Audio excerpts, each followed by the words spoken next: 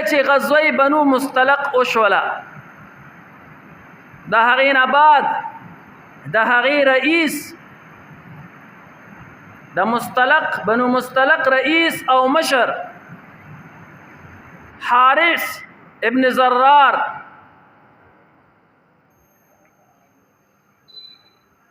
دا هغه شخصیت دی چې دا د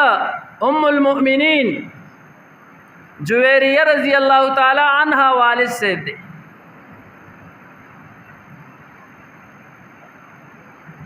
نو دی راغی رسول الله مبارک لا حارث ابن زرار رضی الله تعالی عنه او رسول الله مبارک باندې ایمان راوړو. نو رسول الله مبارک ورته فرمایل چې تا خو ایمان راوړو خو د اسلام کم ارکان دی هغه به منې. د اسلام د ارکانو نه یو زکات هم دی. کله چې تا سره مال دومره نصاب ته ورسیږي چې زکات په واجب شي نو زکات په ورکې. حارث ابن زرار رضی الله تعالی عنہ ورته فرمایل زما په دغه باندې ایمان دی او زه زما چې تاسو دا دعوت خپل قبیله کې او چلو مو هغویم ایمان راوړي او هغویم دا خبره اومني. حارث ابن زرار رضی الله تعالی عنہ چې کله بنو مصطلق تراغي نو تمامو هغه خلکو لره چې پر رسول الله مبارک باندې ایمان راوړو دعوت ورکو الکه وای تاسو به زکات ورکوي او په پلان کې وخت کې با رسول الله مبارک مونږ تخپل قاصد را لیږي نو مونږ به ورله زکات ورکو. تمام خبره اومنله چې د اسلام حکم د خامخا به منی د اسلام رکن د زکات. نو حارث ابن زرار او د هغه ملګرو دا خبره اومنله. پرشه د بار پکې بلک بند کنو بیا به شي. حارث ابن زرار رضی الله تعالی عنہ چې ملګرو ته دا خبره وکړه ټول اومنله او وی چې کله د رسول الله مبارک قاصد راغی استاد راغی نو منګه به ورله زکات ورکو.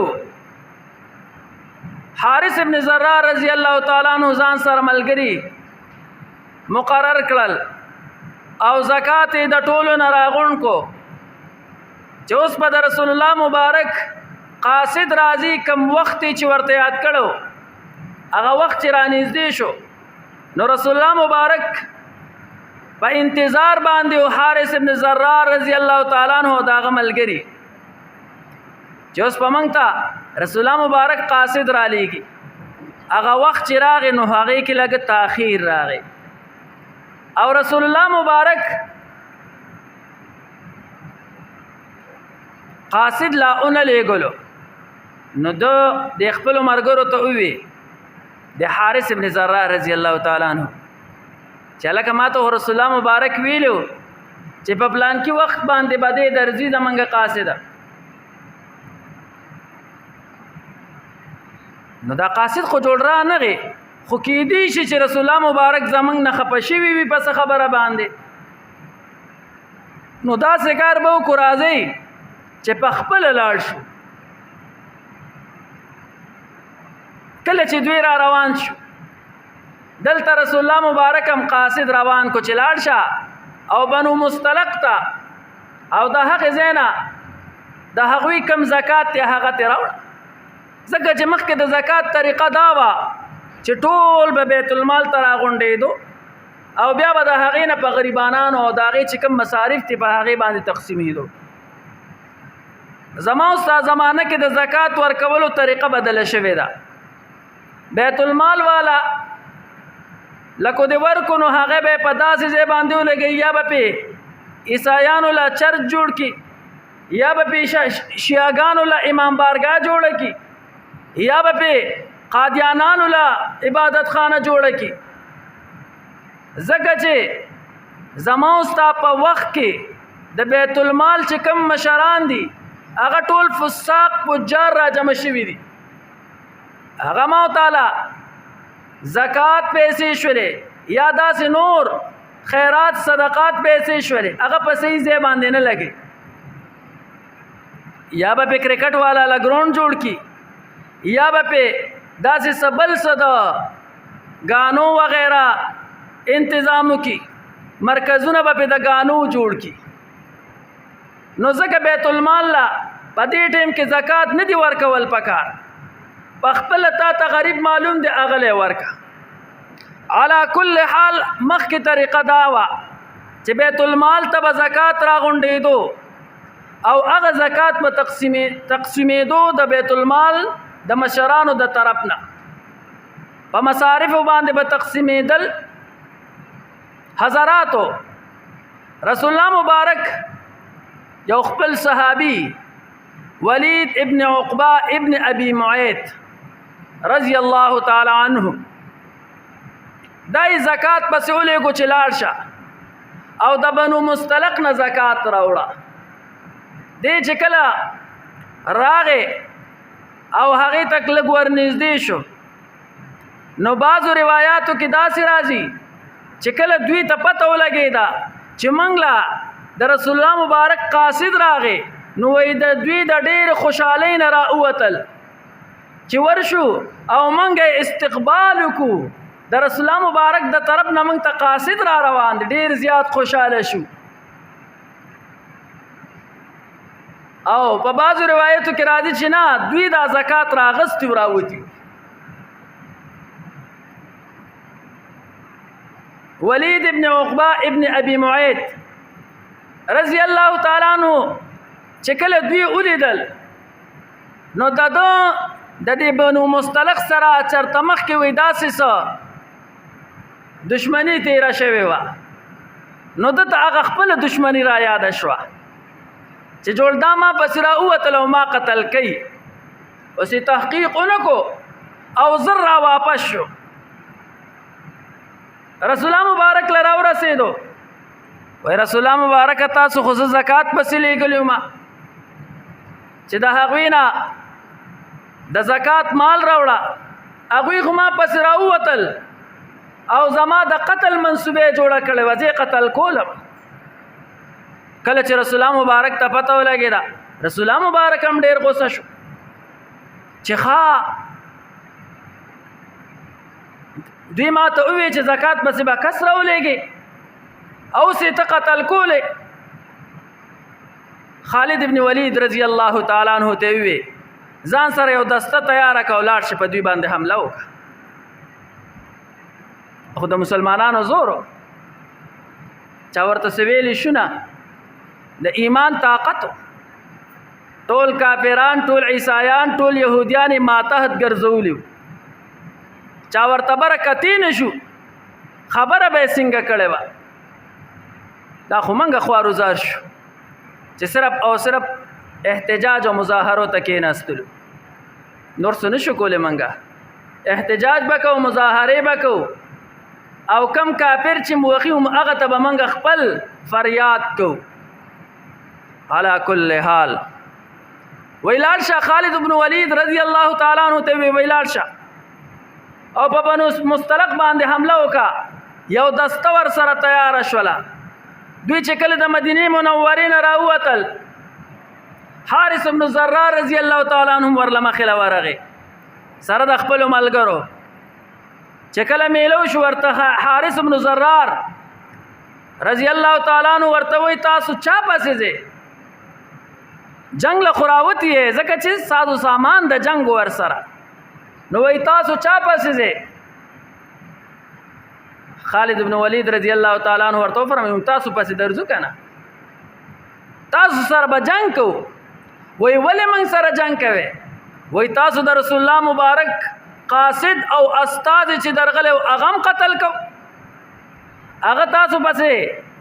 زکات دپاره درلېږلی او تاسو قتل کو. حضرات حارث بن زرار رضی الله تعالی عنہ ورته وایي زما د الله په ذات باندې قسم وي چې پاک پیغمبر برحق پیغمبر را لېږلی دی، موږ د هغه د قتل منصوبه نه ده کړې منګه خو هغه خپل زکاتونه راواغستل او را روانو چې د رسول الله مبارک قاصد ولې مؤخر شو ولې لیټ شو منګه خو د دې لپاره راغلی منګه داغه د قتل منسوبه کله کړی خالد بن ولید رضی الله تعالی عنہ د ځان سره را روان او رسول الله مبارک لرا وستو چې کله رسول الله مبارک لراغلل رسول الله مبارک سره میلو شودوی نو رسول الله مبارک هم غوسه ورته وی حارثه ما تاسو وی دا هغه شخصیت چې د ام المؤمنین حضرت جویریه رضی الله تعالی عنها دا هغه والد صاحب دی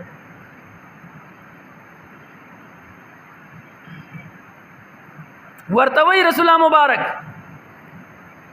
تاسو زمونږ قاصد قتل کو ولید ابن عقبہ ابن ابي معيط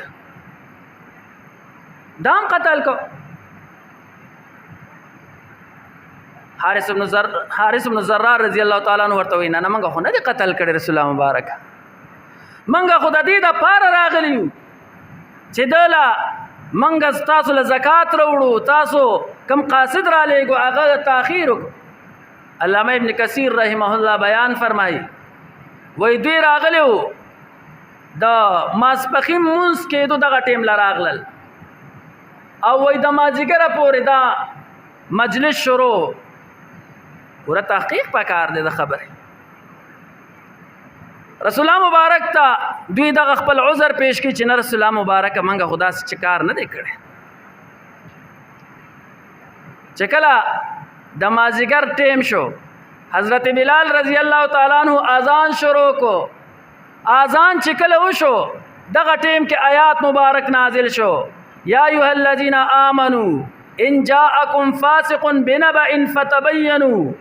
اے د ایمان خاوندانو کو چر تاسو تفاسق انسان راشي ان جاءکم فاسق بنبأ راتګو کی تاسو ته دا فاسق انسان په یو خبر سره فتبینوا تاسو خو وضاحت وکې تاسو پورا معلومات وکې ان تصيبوا قوما بجهاله دا چې تاسو اونرسه یو قوم ته پنا پوهتیا سره تاسو ته خبر نه او یو قوم سره به جنگ وکې فتصبحوا بس تاسو به وګرځي علامه فعلتم په هغه څه باندې نادمین چې کړي وي تاسو شرمنده به بیا وګرځي رسول الله مبارک چې کله دا آیات مبارک واوریدو رسول الله مبارک او فرمایل التثبت من الله والعجله من الشیطان کنن منګر د ولید ابن عقبہ ابن ابي معيط خبره منلې وي او ورغلیو په بنو مستلق باندې حمله کړې وا باوجود د دې چې هغوی مسلمانانو باوجود د دې چې هغوی زکات هم راوړو باوجود د دې چې د هغوی زمنګ د استاد قدر کړو زمنګ د قاصد قدر یې کړو را روانو زمنګ د قاصد استقبال یې کو دومره خوشاله خو کومنګا نن د پخلی باندې عمل کړو نو نن به منګ مسلمانان قتل کړو د ایمان خاوندان بم قتل کړو او کلم چې د ایمان خاوندان قتل کړل خامخا به بیا منګه شرمنده ګرځید رسول الله مبارک فرمایل والعجله من الشیطان دا توندی کول دا جلدی کول دا د شیطان د طرف نه حضرات الله رب ذوالجلال آیات مبارک نازلې چې کله یو خبره ووره د فاسق خبره ووره د فاسق په خبره باندې زر عمل مکوه زکه چې دا فاسق بتا رستو ته په خپل کار باندې شرمنده وګرځي